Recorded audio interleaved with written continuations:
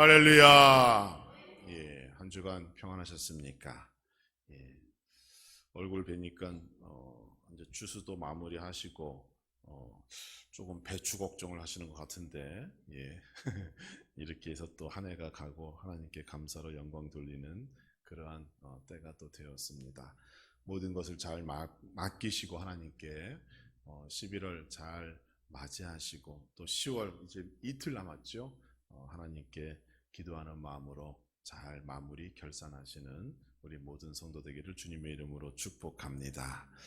우리 옆에 계신 분들 앞뒤로 인사하실 때에 직분과 사명 주신 것을 감사하는 성도가 됩시다. 우리 하나님께 인사해 보겠습니다. 함께 인사합니다.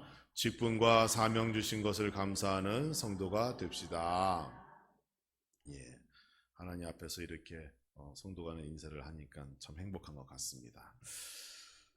성경에 기록된 수많은 하나님의 축복 가운데 땅은 모든 축복의 중심이 됩니다. 땅은 성도에게 있어서 미래에 대한 꿈 그리고 비전임과 동시에 하나님의 축복을 실현하는 장소가 되는 것이죠. 이스라엘의 역사도 결국 젖과 꿀이 흐르는 이 가나안 땅, 이 땅을 중심으로 전개되고 또 그 땅으로 지금까지 그 역사가 흘러져 내려오고 있다는 사실 여러분 잘 아실 겁니다. 결국 이 땅은 어디까지 연결되는가 하면 장차 주님이 이 땅 오시고 새 하늘과 새 땅이 열리는 거기까지 연결되는 거죠. 그러니까 이 땅은 하나님께서 우리에게 주시는 축복의 중심이고 또 시작이요 끝이라고 볼 수가 있는 겁니다.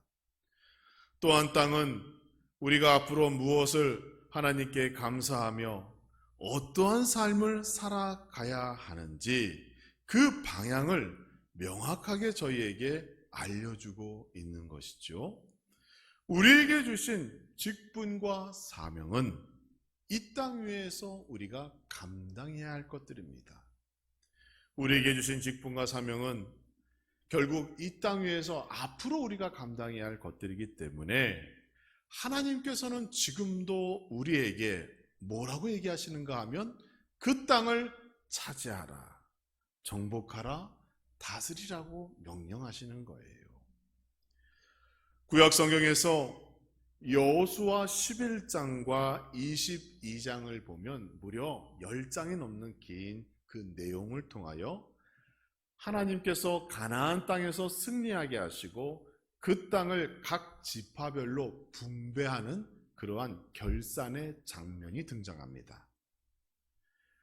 우리는 그러한 장면을 통하여 하나님께서 오늘날 우리에게 어떠한 사명을 주셨고 또 우리에게 무엇을 맡기셨으며 또 우리가 감당해야 할 그 땅은 과연 무엇인가, 그리고 그 땅 위에서 이루어야 할 사명은 무엇인가 엿볼 수 있게 됩니다. 그래서 오늘은 본문의 말씀을 가지고 사명 주신 것이 감사입니다 라는 제목으로 은혜를 나누고자 합니다. 이스라엘 백성에게는 가나안 땅을 얻기 위해서는 그 땅에 거주하던 원주민을 몰아내야 하는 전쟁이 불가피하였어요. 그러니까 반드시 그 전쟁을 통하여 그 땅에 거하던 원주민들을 몰아내어야 했다는 것이죠. 그 배경은 그렇습니다. 하나님께서 원래 아브라함에게 약속하셨죠. 그 땅을, 가나안 땅을 약속하셨어요. 그런데 야곱의 때에 큰 기근이 들게 됩니다. 그때 요셉은 애굽의 총리로 있었죠. 결국 요셉은 아버지와 그 가족, 형제 모두를 애굽으로 이사오게 하였고 야곱은 그 땅을 떠나서 애굽의 고센이라고 하는 지역에 정착하게 됩니다. 그리고 그곳에서 야곱의 아들들은 이스라엘의 12지파를 이루는 큰 민족을 이루게 되는 거예요. 결국 그것 때문에 애굽에서 노예 생활을 하게 되지만 하나님께서 그 가족에게 복을 주사 그 애굽 땅에서 이스라엘 큰 민족을 이루게 하셨습니다.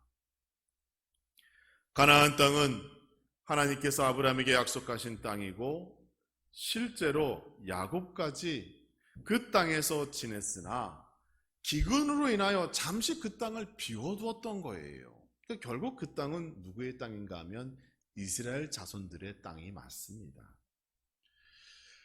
그들이 그 땅을 비워둔 사이에 다른 민족들이 하나 둘 들어와 그 땅을 차지하게 되었습니다. 그럴 수밖에 없겠죠. 땅이 비어 있으니까 다른 민족들이 들어와서 자리를 잡고 세를 확보하고, 그래서 그곳이 자기네 땅인 것처럼 그들이 살게 되었다는 거예요. 시간이 흘렀습니다.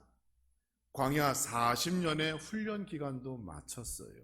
그리고 이제 요단강을 건너 여리고성을 통과하여 그 가나안 땅으로 들어갈 때에 그곳에 머물고 있었던 그 이방 민족들을 싸우고 내쫓아야 할 그런 책임과 의무가 이스라엘 백성들에게 그래서 주어진 겁니다.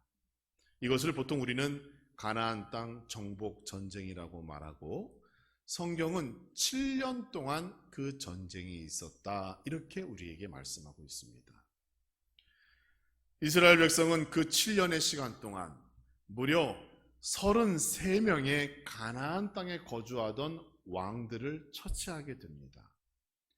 정리해보면 요단강 동편에는 2명의 왕이 있었고요, 요단강 서편에는 31명의 왕이 있었어요. 그러니까 왕이 이렇게 많았다는 것은 그만큼 다양한 민족이 그 땅에 거주하고 있었다, 이것을 우리가 생각해 볼 수가 있는 것이죠.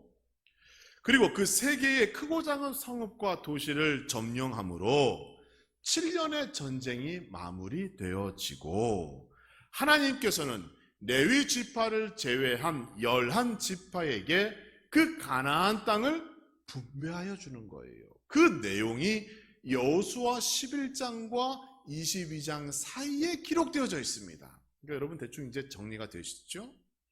그리고 오늘 읽은 본문의 배경이 바로 그 내용이에요. 땅을 다 나누어 줬어요. 그런데 에브라임과 므낫세 지파가 여호수아를 찾아왔습니다. 자기네 받은 땅이 너무 적다는 거예요. 그래서 더 많은 땅을 여호수아에게 요구하는 겁니다. 그게 14절 말씀이에요. 요셉의 자손이 여호수아에게 말하여 이르되 여호와께서 지금까지 내게 복을 주심으로 내가 큰 민족이 되었거늘 당신의 나의 기업을 위하여 한 제비, 한 분깃, 그러니까 땅 하나를 주었다는 얘기죠. 이게 어찌된 일입니까? 더 큰 땅, 많은 땅을 줘야 되는 게 맞지 않나요? 라고 주장하는 거예요. 그러니까 여러분, 여기서부터 우리가 조금 더 깊이 생각해야 될 것이 있어요. 찾아온 사람은 에브라임과 므낫세라고 했는데 그들은 뭐라고 얘기했는가 하면 요셉 자손이라고 성경은 기록하고 있어요. 야곱의 12아들 이름에는 분명 요셉이라는 이름이 포함되어져 있죠. 그런데 여러분, 12지파의 이름에 요셉이라는 지파가 있어요, 없어요? 없습니다. 이상하죠? 그렇게 애굽의 총리까지 하고 부모님과 형제까지 살린 왜 요셉이 지파 이름에서 빠졌을까? 그런데 그게 아니에요. 하나님께서 복을 주사 그 요셉이라고 하는 지파가 너무 커졌어요. 그래서 그 아들을 중심으로 지파를 2개로 나눈 겁니다. 그게 요셉의 아들 에브라임과 므낫세예요.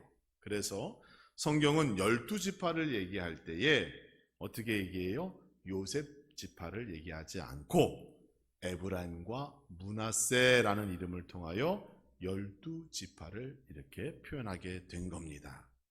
그럼 레위 지파는 어디 갔어요? 레위 지파. 레위 지파는 여러분 아시겠지만 그들은 성결한 직분을 받았습니다. 그렇죠? 하나님의 일을 봉사하도록, 하나님의 성전 일을 감당하도록 지파 직분을 받았기 때문에 땅에 분배할 때는 레위 지파 이름이 빠지게 된 거예요. 자, 정리해 보면 이렇습니다. 여러분, 제가 사진을 준비했는데 한번 보세요. 야곱의 아들들은 다음과 같아요. 야곱의 아들들은, 그러니까 야곱은 부인이 네 명 있었어요. 여러분 좋아하지 마세요. 예. 레아와 라헬, 이거 이제 언니와 동생이 있었고 각각의 몸종이 또 있었습니다. 그래서 레아 큰 언니, 그렇죠? 루벤, 시므온, 레위, 유다, 이사갈, 시물론, 이렇게 해서 6명이 있었고요. 레아의 몸종인 실바에게는 갓과 아셀라고 해서 2명이 있었습니다. 라헬은 요셉과 베냐민 2명의 아들을 두었고, 또 라헬의 몸종 빌하에게는 단과 납달리라고 하는 2명의 아들을 두었어요. 그러니까 이걸 합치면 총 아들이 몇 명이에요?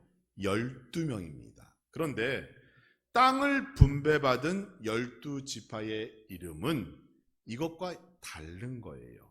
루벤, 시므온, 유다, 이사갈, 시불론, 갓, 아셀, 베냐민, 단, 납달리, 그리고 에브라임과 므낫세 해가지고 총 12지파입니다. 그러니까 표를 보시면 이제 이해가 가시죠. 자, 이런 상황에서 요셉 자손이 에브라임과 므낫세가 여호수아를 찾아온 거예요.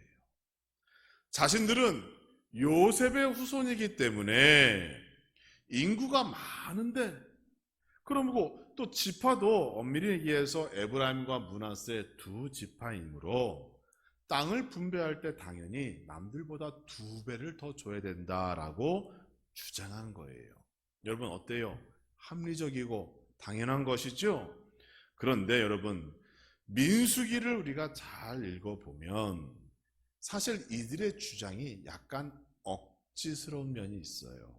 왜냐하면 므낫세라고 하는 지파는 이미 요단강을 건너오기 전에 요단강 동편에서 땅을 먼저 받았던 이력이 있습니다. 그래서 성경을 보면 므낫세 반지파라고 얘기가 나오는데 그게 무슨 새로운 이름이 아니에요. 므낫세 지파의 절반이 이미 동편에서 땅을 얻었기 때문에 그들을 향하여 얘기하기 위하여 므낫세 반지파라고 성경은 언급되어져 있는 겁니다. 그러니까 므낫세 지파는 절반은 요단 동편에서 거하는 것이고 절반은 요단 서편에서 거하게 되는 거예요. 그래서 므낫세 반지파라고 불러지게 되는 겁니다. 민수기 32장을 보면 갓 지파, 루벤 지파, 므낫세 지파의 절반이 요단강을 건너기 전에 땅을 먼저 분배받고 싶다는 제안을 합니다. 자기네들이 거느리고 있는 가족들이 너무 많아서 이 가족들을 데리고 요단강을 건너서 전쟁에 참여하면 너무 힘들기 때문에 우리가 요단 동편을 점령한 이 땅, 요단 동편에 2명의 왕을 정복했다고 아까 말씀드렸죠. 그러니까 그들 땅을 우리에게 주면 우리가 가나안 땅에 정복 전쟁을 벌일 때에 선봉에 설 것이고 전쟁이 끝날 때까지는 우리 남자들이 다시 돌아가지 않겠다. 이렇게 약속을 하게 되는 거예요. 그래서 모세와 여호수아가 거기에 동의를 하고 아까 말씀드린 갓지파, 루벤지파, 므낫세 반지파는 이미 요단 동편의 땅을 받게 되는 겁니다. 그러나 요셉 자손의 입장에서 전쟁을 마쳤어요. 각 지파별로 규모와 분배받은 땅의 넓이에 비례해 보니 형평성에 문제가 있다고 생각한 겁니다. 자기네가 먼저 땅을 받기는 했으나 그래도 그렇지 우리가 선봉에서 전쟁했고 전쟁도 잘 마쳤는데 거기에 걸맞는 형평성에 맞는 땅을 에게 달라고 지금 여호수아에게 얘기하고 있는 겁니다. 우리는 요셉의 자손들의 이러한 주장이 합리적이라고 생각해요. 인원수가 많으면 더 많은 것을 얻어야 하고 내가 더 많이 충성하면 당연히 더 많이 인정받아야 된다라고 우리는 주장합니다. 그러나 여호수아는 각 지파에게 땅을 분배할 때에 이런 것을 염두에 두지 않았다는 겁니다. 여러분, 어느 지파는 좋은 땅을 얻었어요. 말씀을 읽어보면 나옵니다. 어느 지파는 척박한 땅을 얻었어요. 고생은 똑같이 했어요. 전쟁에서 똑같이 피 흘리고 괴로워하고 힘들고 눈물 흘리며 광야 40년의 시간 함께 보냈습니다. 그런데 어느 지파는 좋은 땅을 얻고 어느 지파는 척박한 땅을 얻었어요.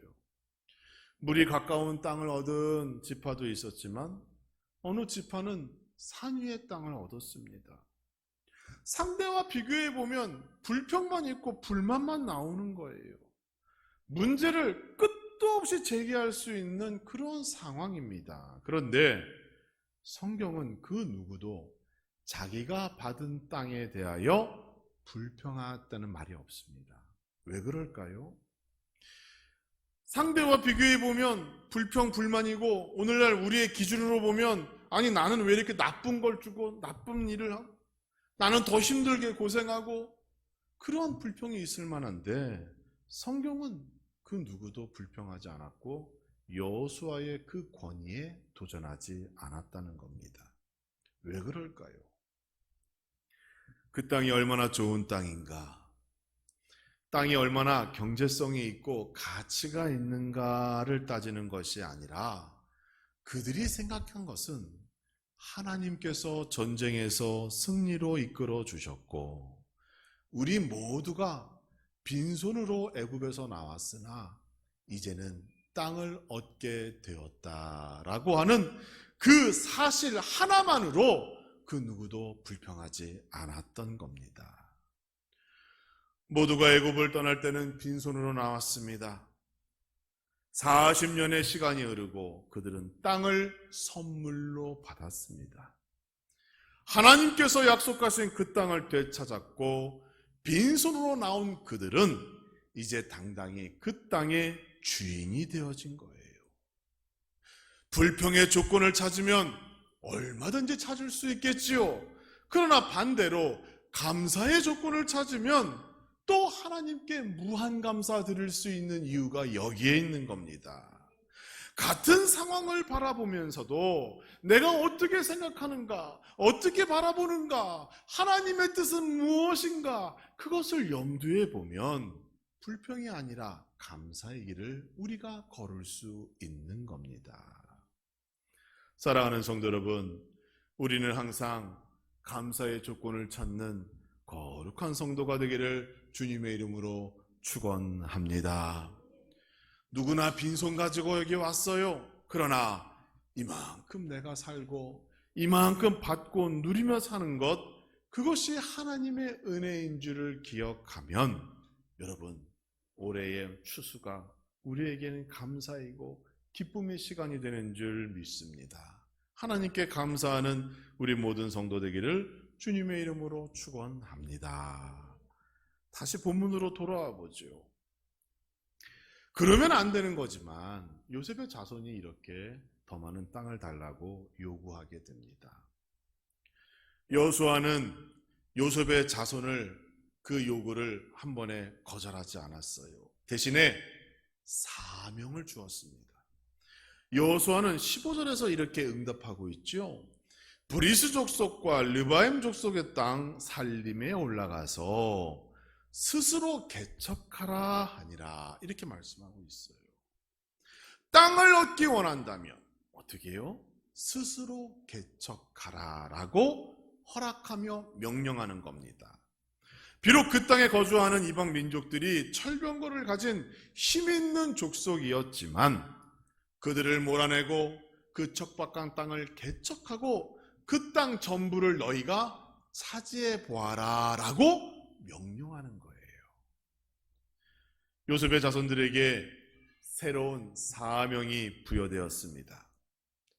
더 큰 은혜, 더 큰 사랑, 더 큰 축복을 얻기 위하여 그저 앉아서 그냥 얻는 것이 아니라 땀을 흘리고 손에 흙을 묻히며 열심히 그 땅을 개척해야지만이 하나님께서 응답하실 것이다 라고 하는 사명과 축복을 동시에 그들이 받은 것이에요. 그것이 성도의 모습입니다. 오늘날 여러분에게 하나님께서 말씀하시는 것이고 하나님께서 요구하시는 성도의 삶인 거예요. 가만히 앉아서 하나님 내 기도에 응답해 주세요. 나에게 어떤 문제가 있는데 해결해 주세요.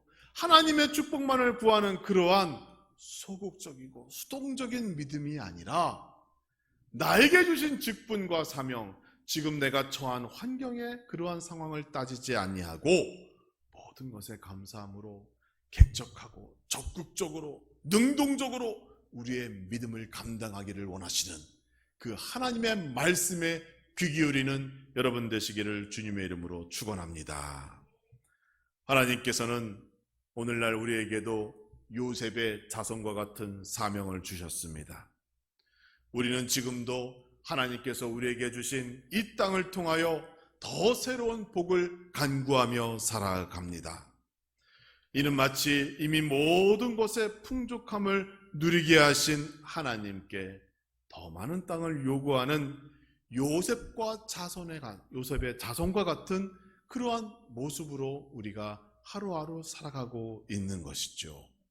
그러나 사랑하는 성도 여러분, 우리는 요셉이 받은 그 자손이 받은 그러한 사명을 우리가 기억하며 나에게 주신 직분과 사명, 나에게 주신 하나님의 그 꿈, 비전을 이루며 살아가는, 그리하여 우리의 인생, 우리의 믿음, 내가 속한 모든 것 내가 개척하며 살아가겠다라고 하는 그러한 믿음으로 우리 한 인생을 살아가는 여러분 되시기를 주님의 이름으로 축원합니다.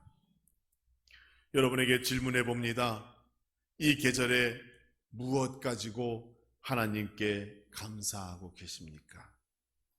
많은 감사의 조건이 있겠으나 이 한 주간은 나에게 사명 주신 것, 내가 하나님의 일을 감당할 수 있도록 교회로 불러주시고 직분 주신 것에 감사하는 여러분 되기를 주님의 이름으로 축원합니다. 요셉의 자손이 받은 사명이 무엇인가요? 스스로 개척하라입니다. 다른 사람, 다른 지파의 도움을 받지 않고 내가 얻을 땅, 그 땅을 스스로 개척하라는 명령입니다. 이 말씀이 우리에게 도전이 됩니다. 우리는 무엇을 하기에 앞서 누군가 같이 하기를 원하죠. 누군가의 도움을 받아서 좀 편하게 쉽게 일을 하기를 원합니다. 교회에서도 어떤 일을 할 때에 누구랑 함께 일하는가, 그것을 먼저 우리가 따지고 계산할 때가 있지요. 행여 혼자라는 생각을 하게 되면 더 힘들고 거기에서 불평이 나오고 불만이 나오는 것이 사실 우리의 솔직한 모습입니다. 현대의 그리스도인들은 신앙생활을 스스로 개척하며 할 의지와 마음이 없어요. 편하게 안주하며 적당한 시간을 보내며 그저 하나님의 복을 간구하는 그러한 연약한 신앙인이 되었다는 겁니다. 그러한 상황에서 직분을 받고 사명을 알아도 그것을 나 혼자 스스로 개척하며 감당하겠다라고 하는 그러한 마음보다 사람의 눈치를 보고 그저 욕먹지 않을 정도로 중간만 한다라는 그러한 신앙생활을 하는 분들이 많습니다.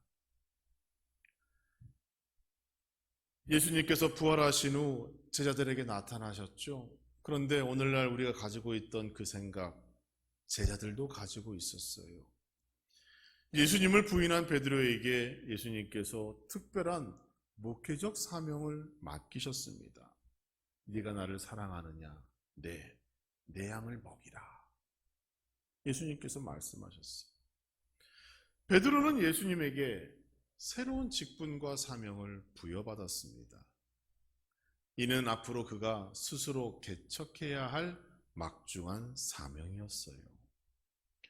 그런데 베드로가 옆에 있던 요한을 가리키며 예수님께 뜬금없이 이런 질문을 합니다. 예수님, 이 사람은 어떻게 되겠습니까? 라고 질문했어요. 이 질문에 대하여 성경학자들이 많은 의견을 내놓고 있죠. 어쩌면 베드로는 왜 나만 이러한 막중한 일을 맡게 되었는가 예수님에게 묻고 있는지도 모르겠어요.